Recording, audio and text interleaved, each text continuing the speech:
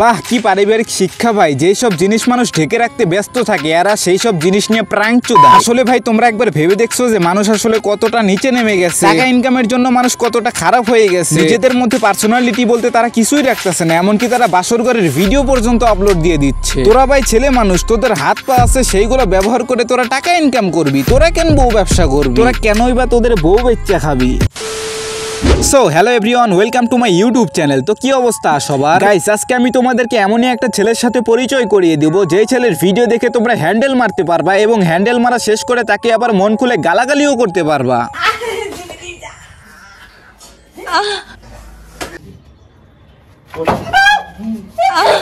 আবার এই ছেলেটার এতটাই ট্যালেন্ট যে এই ছেলেটা তার গার্লফ্রেন্ডের সবকিছু পাবলিকদের ওপেনলি দেখায়। আবার এই বোকাচোদার ভিডিওতে একজন কমেন্ট করছে যে ভাই তোমার শরম নাই, তোমার বিয়ে ঠিক হয়ে গেছে কিন্তু বিয়ের আগেই শ্বশুর বাড়িতে গিয়ে বসে আসো। তারপরে এই বোকাচোদা রিপ্লাই দিছে পারলে তুমিও তাই করবে। মানে আজকালকার যুগে যাদের মাথায় মনে করো ব্রেন নাই তারাই অনেক সুখে শান্তিতে বসবাস করতেছে, এমনকি যাদের মাথায় ব্রেন নাই তারা রিল্যাক্সে বউয়ের সাথে পন্দাবন্দি করে বউ ব্যবসা করতেছে। আর এই ছেলেটার কথা আর কি বলবো তোমাদের, বিয়ের আগেই রোমান্টিক প্র্যাঙ্ক চুদাইতেছে। মানে ওই হালাই ভাবছে যে পাবলিক মনে হয় এখনো ভোদাই আছে, ওই ভাবছে যে পাবলিক মনে হয় কিছুই বোঝে না কোনটা আসলে প্র্যাঙ্ক ভিডিও আর কোনটা আসলে সেক্স ভিডিও।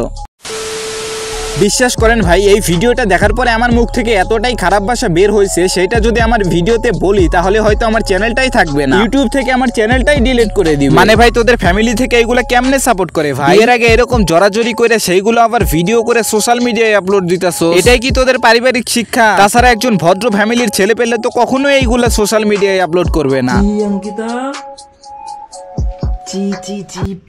হ্যাঁ, এটাও মানলাম যে তোরা আসলে প্র্যাঙ্কের নাম করে স্ক্রিপ্টেড ভিডিও বানাস, তাই বলে কি এতটা নিচে নামবি তোরা? ভাবছিলাম যে তোদেরকে আসলে গালি দিব, পরে ভাবলাম যে একটা ওয়ার্নিং দেই, তারপরে যদি তোরা না শুধরাস তাহলে তোদের নিয়ে একটা স্পেশাল ভিডিও দিব।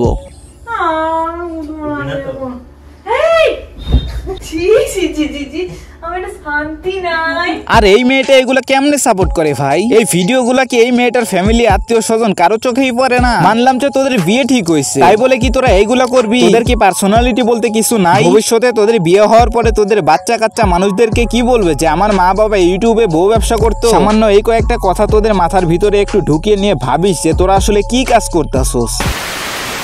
যাই হোক গাইস, আজকের ভিডিও এই পর্যন্ত, দেখা হবে নেক্সট কোনো ভিডিওতে। আই হোপ তোমাদের ভিডিওটি ভালো লাগছে। ভিডিওটি ভালো লাগলে like comment share and subscribe করে দিও।